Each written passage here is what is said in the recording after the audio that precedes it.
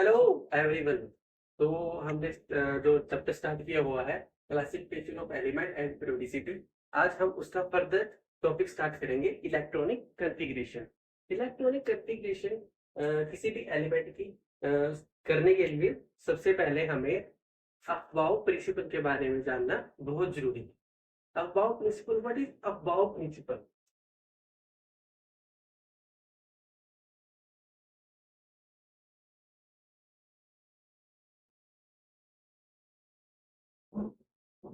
ये प्रिंसिपल जो है इलेक्ट्रॉनिक कॉन्फ़िगरेशन में एक बहुत ही इंपॉर्टेंट रोल जो है प्ले करता है।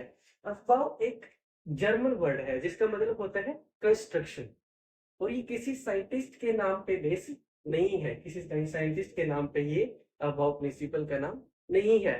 तो कई बार, काफी बार नीट में क्वेश्चन भी आ जाता है डायरेक्ट ही कि ऐसा कौन सा प्रिंसिपल है जिसका नाम किसी साइंटिस्ट के नाम पे नहीं है।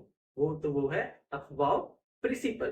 तो अफबाउ प्रिंसिपल जो है वो डायरेक्टली डील करता है इलेक्ट्रॉन की फीलिंग के बारे में। इलेक्ट्रॉन फीलिंग किसमें? ऑर्बिटल में, ऑर्बिटल या शब सेल में। ठीक है। तो इलेक्ट्रॉनिक की जो है वो फीलिंग कैसे होगी? वो पहले लो एनर्जी से start, low level of energy. इसका मतलब है जैसे जैसे एनर्जी इंक्रीज होगी वैसे वैसे इलेक्ट्रॉनिक कॉन्फ़िगरेशन, वैसे वैसे इलेक्ट्रॉनिक फ्यूज में फीलिंग हो। ठीक है।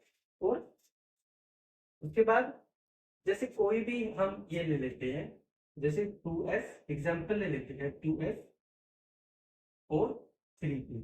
इसमें हमें क्या पता करना है कि इलेक्ट की एनर्जी जो है किसकी ज्यादा है? एनर्जी किसकी ज्यादा है, इनमें से हम कैसे पता करेंगे? उसके लिए हमारे पास एक रूल होता है। वो रूल है एन प्लस एल रूल। इसमें एन जो है वो होता है principal quantum number, principal quantum number. और जो एल होता है वो होता है एजीमुथल क्वांटम नंबर, क्वांटम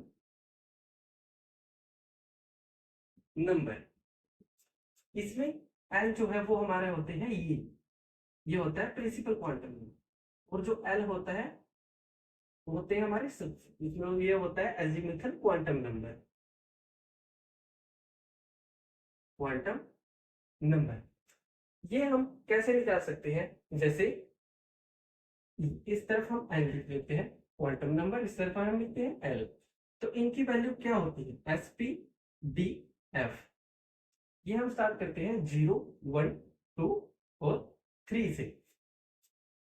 तो कैसे हम पता करेंगे कि किसकी एनर्जी सबसे ज्यादा है? 2s में देखते हैं। 2s 2 प्लस एस की वैल्यू कितनी है? एस की वैल्यू इसमें है 0, इसकी वैल्यू आ गई 2। और 3p की 3 प्लस 1 4। तो एनर्जी इसमें किसकी सबसे ज्यादा हो गई? एनर्जी इसमें हो गई 3p की। इसलिए सबसे पहले जो इलेक्ट्रॉन मैंने अभी बोला है, इलेक्ट्रॉन सबसे पहले लोअर एनर्जी में फील होगा, उसके बाद लोअर एनर्जी ऑर्बिटल में फील होगा, उसके बाद हम इंक्रीजिंग ऑर्डर में उसको चलाते रहेंगे। तो इसलिए इनमें से सबसे पहले इलेक्ट्रॉन फील होगा 2s में और उसके बाद 3p में। इसलिए हम मैं सिर्फ एक एग्जाम्पल के हिसाब से आपको बता रहा हूँ। अब हम कोई भी जो है वो एग्जाम्पल ले लेते हैं और उसका निकालते हैं energy, energy of A orbital.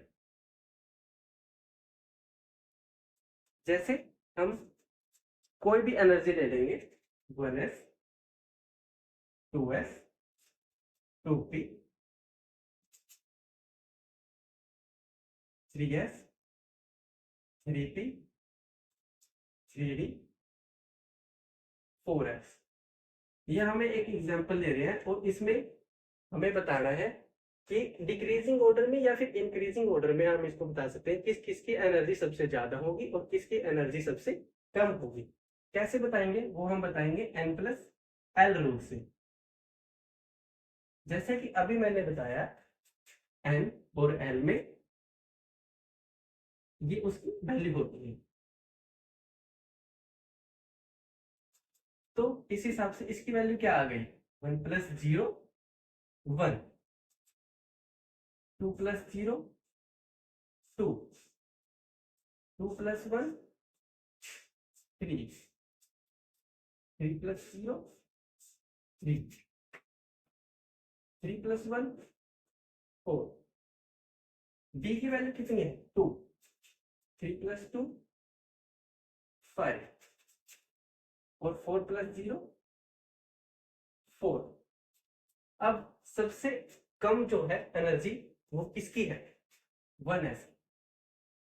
उसके बाद किसकी सबसे ज्यादा है किसकी ज्यादा है 2s की। उसके बाद हमारे में तीन सबसे ज्यादा मतलब तीन जो है वो दो वैल्यूज है, तीन जो है दो पे वेरी करता है।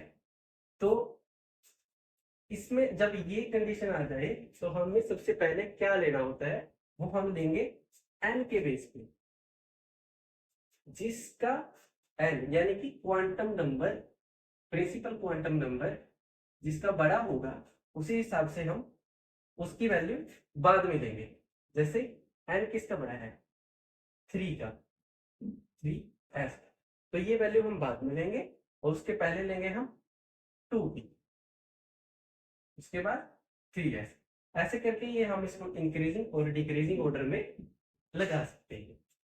उसके बाद ये तो ऐसे हम पता नहीं कर सकते कि इसको हम रट ही लें या फिर कैसे क्या कर लें। इसके लिए एक काफी बुक्स में जो है वो मिल भी जाता है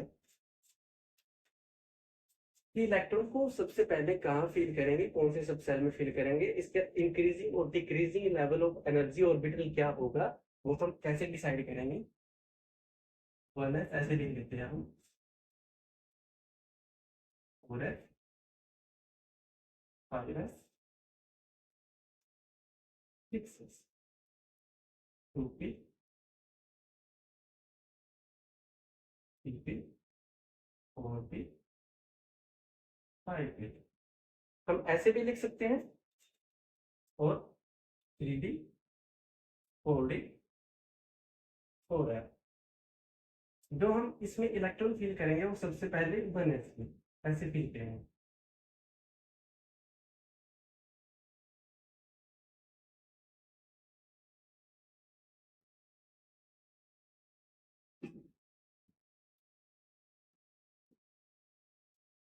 ये जो है एनर्जी ऑर्बिटल कैसे इंक्रीजिंग और डिक्रीजिंग ऑर्डर में हम इसको लगा सकते हैं। उसके बाद हम ये हो गया हमारा अफबाउ प्रिंसिपल।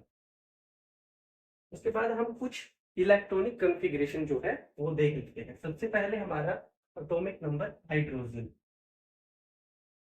इसकी इलेक्ट्रॉनिक कॉन्फ़िगरेशन क्या होगी 1s1, यानी कि जो लास्ट इलेक्ट्रॉन है वो s सब सेल में होगा 1। इसके बाद हीलियम, इलेक्ट्रॉनिक नंबर क्या सॉरी एटॉमिक नंबर क्या होगा 2, तो 1s2। कैसे फील करेंगे ऐसे। इसके बाद जो है हमारा एटॉमिक नंबर 3, किसका होता है लिथियम 3, 1s2। उसके बाद किसमें आएगा 2s1। कैसे फील करेंगे, पहले 2 इलेक्ट्रॉन इसमें और फिर 1 इलेक्ट्रॉन बाद में इसमें। ऐसे ही हम आगे फर्दर कर सकते हैं बेरिलियम का और बोरोन का। ये कुछ इलेक्ट्रॉनिक कॉन्फ़िगरेशन के हम जो है एग्जांपल्स हैं।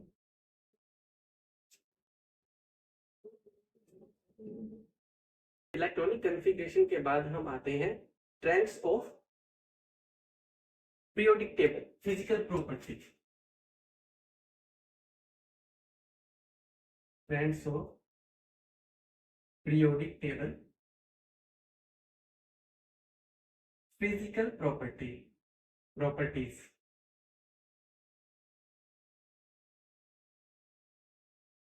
ये जो हमारे कंसेप्ट आ रहे हैं ये हम अकॉर्डिंग टू एनसीईआरटी कर रहे हैं। सबसे पहले हम एनसीईआरटी के जो टॉपिक्स हैं वो कवर करेंगे, फिर आगे हम जो है एडवांस लेवल पे जाएंगे। इसमें सबसे पहले हम डिस्कस करते हैं अबाउट एटॉमिक रेडियस के बारे में।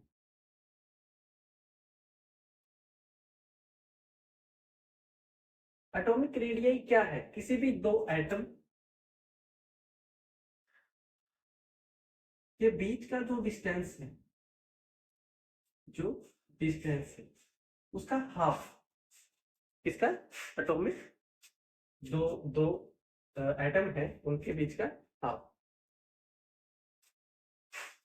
इसको हम बोलते हैं एटॉमिक रेडियस। एटॉमिक रेडियस के तीन टाइप है। First of all covalent radius,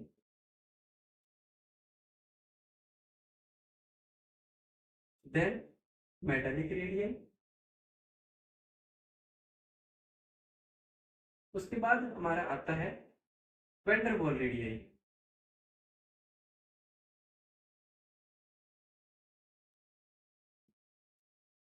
ये जो है वो तीन टाइप है एटॉमिक रेडियस की, कोवलेंट रेडियस, मेटालिक रेडियस और वैन डर वाल रेडियस। अब कोवलेंट रेडियस क्या होता है? जो कोवलेंट रेडियस होता है वो स्पेशल होता है कोवलेंट बॉन्डेड के लिए, और मेटालिक रेडियस मेटालिक बॉन्ड के लिए, और जो वैन डर वाल रेडियस होता है वो होता है गैसेस के लिए, नोबल गैसेस के लिए। तो कोवलेंट रेडियस सबसे पहले हम डिस्कस करते हैं। ये बेसिकली नॉन मेटल्स के लिए होते हैं। जब दो कोई भी एटम्स एक दूसरे को ओवरलैप करते हैं तो इनके जो बीच की रेडियस होती है वो हम कैसे निकालते हैं? इसको बोलते हैं कोवलेंट रेडियस। उसके बाद मेटालिक रेडियस। मेटालिक रेडियस में क्या होता है कि जो किसी भी दो मेटालिक बॉन्ड बॉन्ड के बारे में बताता है, जैसे आयरन या फिर एल्यूमिनियम के बारे में। उसके बाद हमारा क्या है? वैन डर वाल रेडियस। कोई भी दो गैसेस जो होती हैं वो किसी एक पर्टिकुलर एरिया तक ही पास आ पाती है। इसमें जो है एक्स्ट्रा डिस्टेंस जो ये बचता है वो भी हमें कवर करना पड़ता है।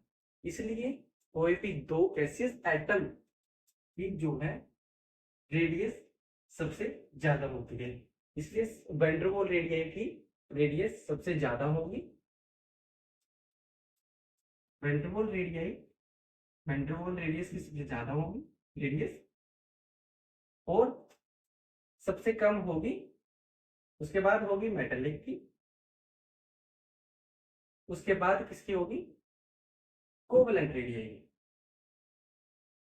कोवलेंट रेडियस की सबसे कम क्यों होगी? क्योंकि इसमें जो है दो एटम्स ओवरलैप कर जाते हैं। ठीक है, ये हो गया हमारा एटॉमिक रेडियस के बारे में। इसके बाद हम आते हैं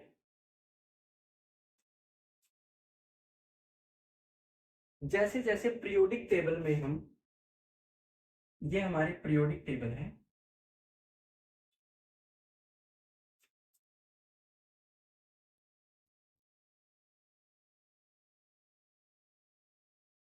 एस ब्लॉक, इसकी एस ब्लॉक होता है। ये हो गया पी ब्लॉक, ये हो गया डी ब्लॉक, और ये हो गया एफ ब्लॉक। जैसे जैसे हम ऊपर से नीचे की तरफ आते हैं तो एटॉमिक रेडियस जो है वो इंक्रीज होती है। इंक्रीज क्यों होती है? क्योंकि जैसे जैसे सेल इंक्रीज होता है वैसे वैसे एटॉमिक रेडियस भी जो है इंक्रीज होती है। और जैसे हम लेफ्ट टू राइट जाते हैं लेफ्ट टू राइट। तो एटॉमिक रेडियस जो है डिक्रीज होती है। एटॉमिक रेडियस जो है क्या होती है, डिक्रीज होती है। इसके भी जो है कुछ कंसेप्ट हैं, वो क्यों होती है, किस लिए होती है, इसके बारे में हम जानेंगे। जो यहां से लेफ्ट से राइट जाती है वो क्यों डिक्रीज होती है, क्योंकि because of effective nucleus charge. Effect जो न्यूक्लियस होता है वो लास्ट इलेक्ट्रॉन को अपनी तरफ जो है खींचता है। इसकी वजह से जो एटॉमिक रेडियस है वो डिक्रीज होती है। इसका मेन कारण ये होता है। बट कुछ इसमें एक्सेप्शंस भी होते हैं। एक्सेप्शंस के बारे में हम डिस्कस कर सकते हैं। जैसे हम कोई भी हमारा ग्रुप 13 ले लेते हैं हम, इसमें ग्रुप 13 जो है वो एक्सेप्शनल है। ग्रुप 13 में कौन से एलिमेंट आते हैं? सबसे पहले आता है एल्यूमिनियम। ये इसकी एक्सपेक्टेड एटॉमिक रेडियस है। जैसे जैसे मतलब इंक्रीज होगा या फिर डिक्रीज, उसके बाद आएगा गैलियम, उसके बाद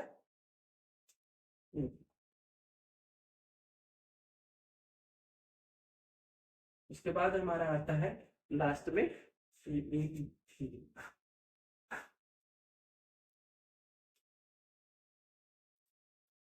लेकिन जो इसका बाद में ऑब्जर्व करके आती है,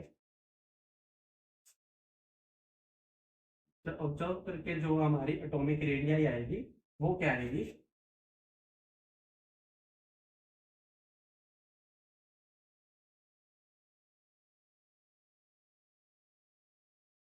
ऐसा क्यों है? ये इक्वल क्यों आते हैं? ये इक्वल आते हैं because of poor shielding effect. Because of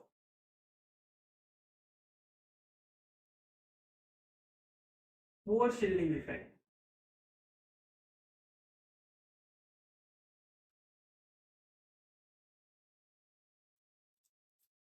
ये कुछ एक्सेप्शनल केस हैं एटॉमिक रेडियस के। उसके बाद जो है हम पढ़ते हैं आयनिक रेडियस के बारे में। इसके बारे में पढ़ेंगे आयनिक रेडियस। आयनिक रेडियस जो है वो सेम होती है एज ए एटॉमिक रेडियस। इसमें भी क्या है, जब हम ऊपर से नीचे जाएंगे तो आयनिक रेडियस इंक्रीज होगी,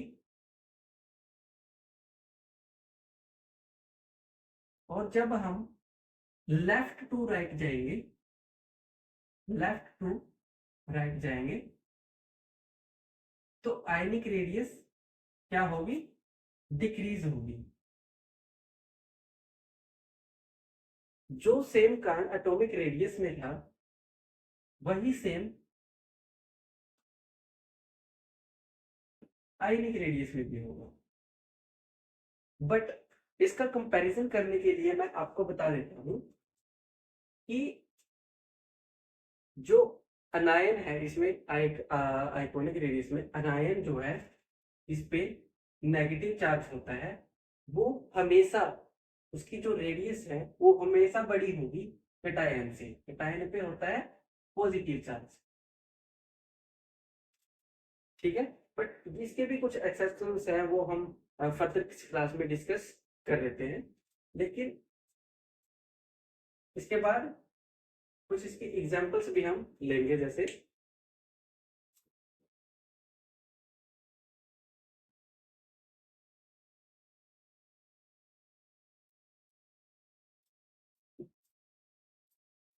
जैसे कुछ एटम्स हैं, कोई भी जैसे एलिमेंट है, उसकी गैसियस स्टेट में जो आयनिक रेडियस है वो ज्यादा होती है, लेकिन जो सोलवेंट स्टेट में उसकी आइकोनिक रेडियस कम होती है।